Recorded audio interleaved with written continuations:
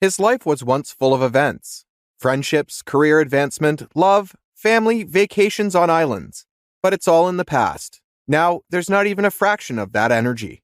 As a retiree, he decided to live out his life in a small house on the outskirts of town. The apartment was left to his son, wife, and grandson. They visit me once a week. His wife died a few years ago, and he lives only with his faithful friend, his dog Martin. Martin is a professional guide dog. I'm not blind, but his eyesight is very poor, and Martin is an excellent help to me, especially when we're walking in the woods. The area is quiet, neighbors are far away, and there are no big predators in this small forest. Sometimes strange things happen, but he thinks it's age, and he's just become impressionable. For instance, a month ago, they went with Martin to a store a few miles away. A Mexican girl worked there with big black eyes. She spoke no accent in English, but seemed disturbed by something. With some trepidation, the girl asked me if he had seen anything strange in the woods. He asked her what she meant, but she was very silent, and then she said she couldn't talk about it. Otherwise, he would start following her through dark alleys, and something terrible would happen. "Who is he?" he asked. "No one. That's the old story," said the girl. "It would help if you did not live so far away from people, alone. You had better move out at once." Some nonsense, he thought, and he would not think of it again if it were not for other strange situations. 2 weeks ago, in a thunderstorm, it was very chilly, so he decided to light the fireplace in the living room. To his annoyance, he had run out of wood and had to go to the barn, not far from the house, to get it. He was sorry to drag the dog outside in this weather, but he wouldn't see anything without him. He whistled for Martin, grabbed a big flashlight, and went to the barn. It was raining like a bucket. On his way to the barn, he heard a strange sound. What was that? Laughter? Who could laugh in the woods late at night in the rain? He shouted, "Hello! Is someone there?" But all he heard in response was the sound of rain. He must have imagined it. And then the door to the house slammed shut. What was that? The wind wasn't blowing now. He went into the barn and started to get wood. Martin was shivering and clinging to his leg. "What's the matter with you, buddy?" He didn't used to be afraid of thunderstorms. The dog whimpered pitifully and then suddenly took off abruptly and ran deep into the woods with a loud bark. What the hell? How was he supposed to find him in the woods? He had to call his son right away. He called for Martin for about 10 minutes, but he never showed up.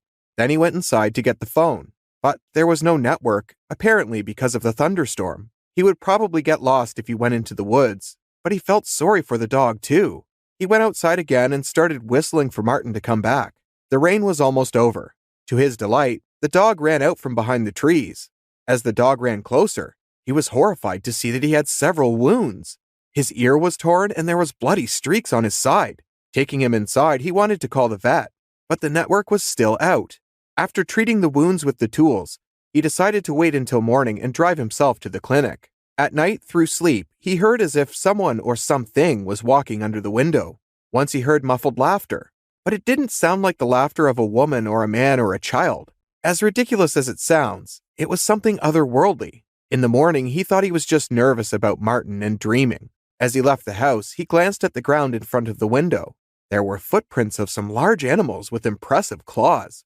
How could this have happened? When he bought the house, he was assured that there were no predators, only squirrels and other small animals. A few species of birds and fish are in the river behind the woods.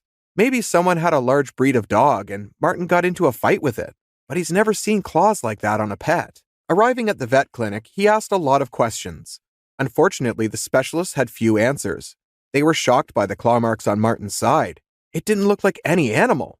It was like a cougar was trying to catch him. "Only a cougar had 3 claws," said one of the doctors. "What kind of cougars are around here?" He laughed. "Well, maybe someone has a petting zoo. Who knows? But why 3 scratches? It's not clear." The doctor took an analysis of the wound on the dog's skin. He said he would call me later with the results. After getting the necessary treatment, he and Martin went to his son's house. The mood was somehow wistful and tense. It was as if there was something unnatural in the air. When he told his son about the night's incident, he said that animals could sometimes come from other habitats that are several kilometers away, and he advised me to get a shotgun. He wanted to say that he had already changed his mind about living alone, but he could see that no one would be happy about it. The apartment was small. There was barely enough room for the 3. Everyone had their activities, interests, and hobbies, and he would only get in the way of their lives. On the way home, he decided to stop at the store with a Mexican girl. She smiled at me cheerfully, but her eyes widened in fright at the sight of the dog. and she asked me what had happened to his pet. He told her about the unknown beast in the woods. The girl leaned closer and whispered that he needed to leave the house and go. Where would he go? He wondered. He asked again. What does it matter as long as you stay away from him? Said the salesgirl. After looking around, she decided to tell me about the strange belief, as if one of the newcomers had accidentally brought a spirit hunting for souls with him. He must not be mentioned. He might get angry, and you cannot live close to his hole. He will not allow it. First, he will take away the mind, the life, and the soul. That's what happened to the man who lived there before you. First, he went crazy, kept saying he was haunted, and then shot himself. That's silly, he thought, because he never believed in such heresy. The girl asked me if he was going to leave. He replied that he had nowhere to go and this was his only place of refuge until he died. She reported that he is afraid of pets and their sincere affection and unconditional love. That man had no one at all. He lived all alone. Take care of the dog. The girl was sweet, but very superstitious. You can't believe in some spirit in the age of computer technology and flights to the moon. When he arrived home, he saw nothing strange.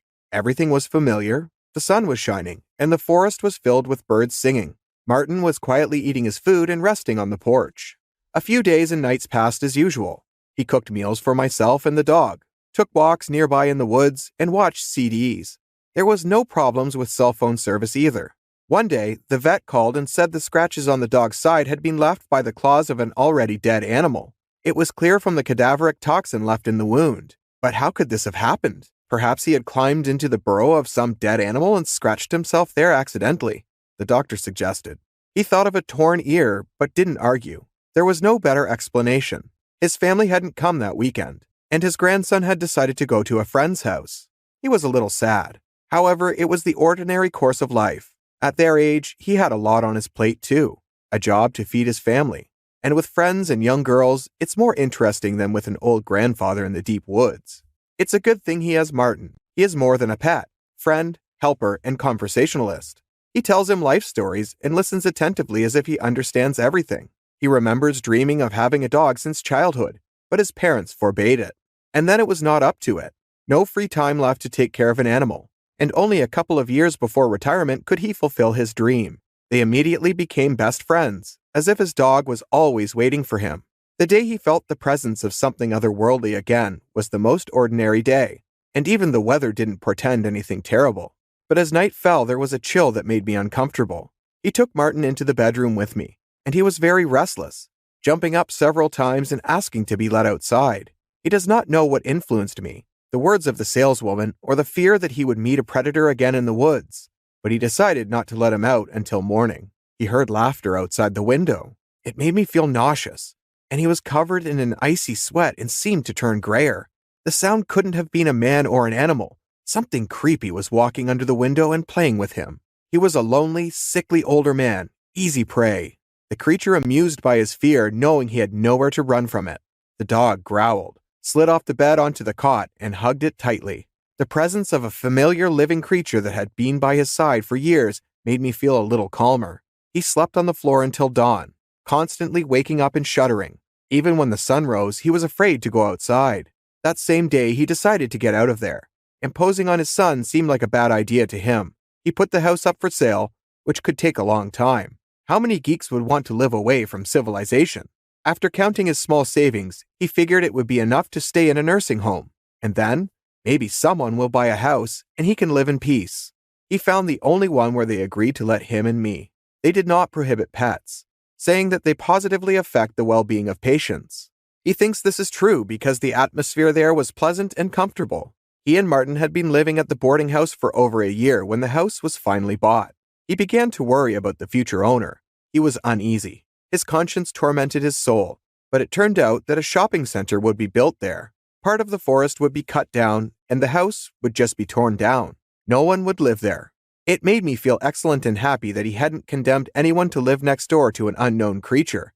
And all was well until that night, when he heard muffled laughter outside the boarding house window.